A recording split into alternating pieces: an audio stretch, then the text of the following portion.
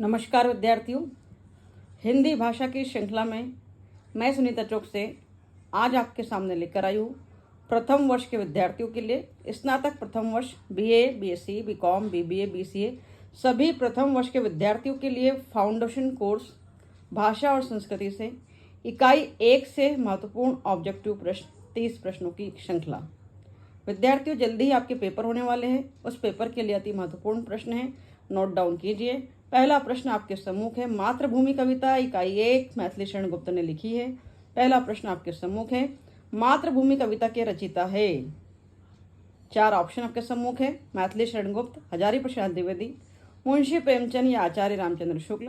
तो मातृभूमि कविता के रचयिता मैथिली शरण गुप्त जी है, टिक करेंगे ए ऑप्शन को। दूसरा ऑप्शन आपके सम्मुख है, मैथिली शरण गुप्त जी की का जन्म स्थान था चिरगांव, उत्तर प्रदेश। 4 ऑप्शन आपके सम्मुख है, ए ऑप्शन को टिक करेंगे। तीसरा ऑब्जेक्टिव आपके सम्मुख है, मातृभूमि कविता में किस देश के बारे में मातृभूमि कविता किस देश के बारे में लिखी गई है। तो मातृभूमि कविता में भारत देश की बात की गई है विद्यार्थियों, ए ऑप्शन हमारा करेक्ट है। चौथा प्रश्न देखेंगे स्क्रीन पर, गुप्त जी के पिता का क्या नाम था। रामचरण गुप्त, राम लखन गुप्त, सीताशरण व्यास या राम लखन व्यास। गुप्त जी अर्थात मैथिली शरण गुप्त जी के पिता का नाम रामचरण गुप्त था, ए ऑप्शन लॉक करिए। पांचवा प्रश्न है, गुप्त जी की भाषा थी। गुप्त जी ने अपनी कविताओं में किस भाषा का प्रयोग किया है। तो गुप्त जी ने अपनी भाषा में ब्रज भाषा का प्रयोग किया है, ए ऑप्शन को पुनः टिक करेंगे। छठवां प्रश्न देखेंगे, मैथिली शरण गुप्त को अन्य किस नाम से जाना जाता है। क्या भाई जी के नाम से जाना जाता है, क्या आचार्य जी के नाम से, क्या दद्दा के नाम से, या इनमें से कोई नहीं। तो हमारा सही उत्तर सी दद्दा के नाम से जाना जाता है। सातवां प्रश्न आपके सम्मुख है, कनकलता उनकी कौन सी कविता थी। पहली, दूसरी, तीसरी या चौथी। तो कनकलता उनकी पहली कविता है विद्यार्थियों, ए ऑप्शन पर टिक करेंगे। 8 नंबर का प्रश्न है, साकेत की विधा है। साकेत ए कविता, बी कहानी, सी खंडकाव्य और डी महाकाव्य। तो साकेत महाकाव्य की विधा है विद्यार्थियों, डी ऑप्शन हमारा करेक्ट है। 9 नंबर का ऑब्जेक्टिव है, साकेत में मुख्य पात्र कौन है। तो साकेत में मुख्य पात्र 4 ऑप्शन देखिए, चुनिए आप। अगर साकेत महाकाव्य को आपने पढ़ा है तो आप बता सकते हैं कि कौन सा है। तो साकेत का जो मुख्य पात्र है वो रोमिला है विद्यार्थियों, ए ऑप्शन हमारा करेक्ट है। 10 नंबर के प्रश्न को देखेंगे हम, मातृभूमि कविता में सूर्य और चंद्रमा को क्या कहा गया है।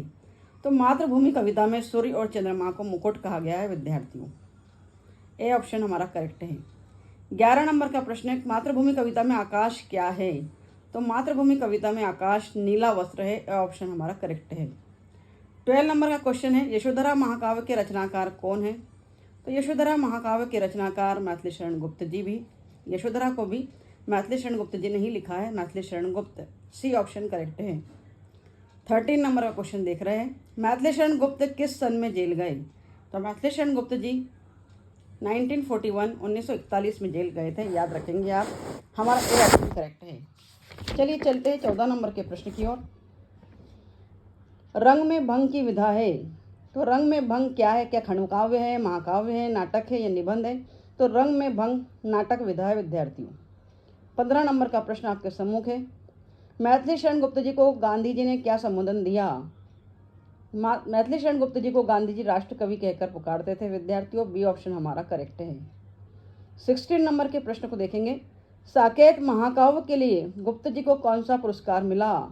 तो साकेत महाकाव्य के लिए गुप्त जी को काव्य सृजन पुरस्कार मिला था, हमारा सी ऑप्शन करेक्ट है। विद्यार्थियों, फाउंडेशन कोर्स की ये श्रृंखला आपके लिए बहुत महत्वपूर्ण है, जल्दी आपकी परीक्षाएं होने वाली है।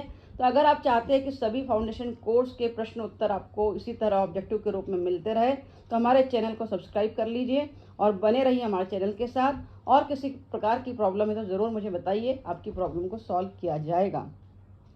17 नंबर का प्रश्न है, मातृभूमि का जल किसके जैसा उत्तम है। तो मातृभूमि का जल अमृत जैसा उत्तम है विद्यार्थियों। 18 नंबर का प्रश्न है, मैथिली शरण गुप्त जी ने पहली कविता किस भाषा में लिखी थी। तो मैथिली शरण गुप्त जी ने पहली कविता ब्रज भाषा में लिखी थी, बी ऑप्शन को टिक करिए। 19 नंबर का प्रश्न दिख रहा है स्क्रीन पर, मैथिली शरण गुप्त जी की मृत्यु किस सन में हुई। तो मैथिली शरण गुप्त जी की मृत्यु 1964 में हुई, 1964 में हुई। 20 नंबर का प्रश्न, मैथिली शरण गुप्त किस भाषा में रचना करते थे। तो मैथिली शरण गुप्त ब्रज भाषा में रचना करते थे, हम जान चुके हैं, हम पढ़ चुके हैं। आगे देख रहे हैं 21 नंबर के प्रश्न को।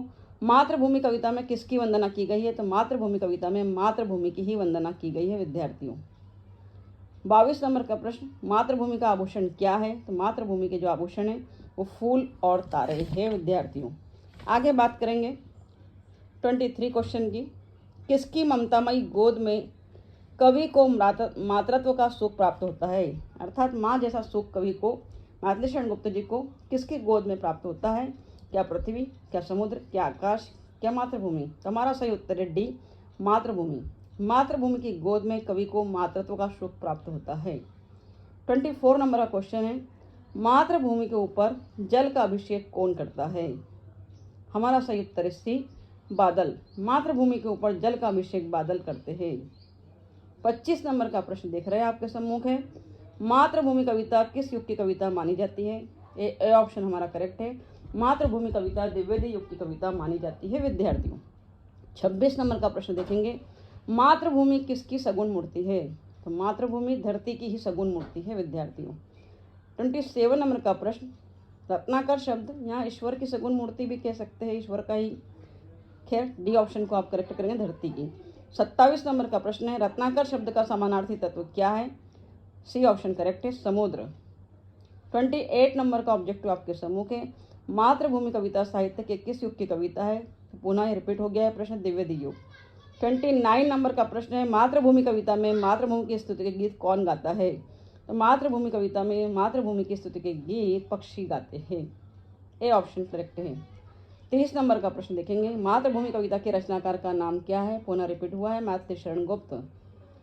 बी ऑप्शन करेक्ट है। और अंतिम प्रश्न आपके सम्मुख है 31, मातृभूमि किस युग की कविता है? तो द्विवेदी युग की है। सॉरी, माफ़ कीजिएगा, कुछ प्रश्न रिपीट हो गए, देख लीजिएगा। इस प्रकार इस वीडियो में आपने 31 प्रश्नों को देखा है, मातृभूमि कविता को देखा है, जो कि सभी विद्यार्थियों के लिए है। फाउंडेशन कोर्स की श्रृंखला है, BA BSc BCom सभी विद्यार्थियों के लिए। अगले वीडियो में इसी से आगे लगातार चैप्टर्स के ऑब्जेक्टिव प्रश्न आपको प्रोवाइड किए जाएंगे।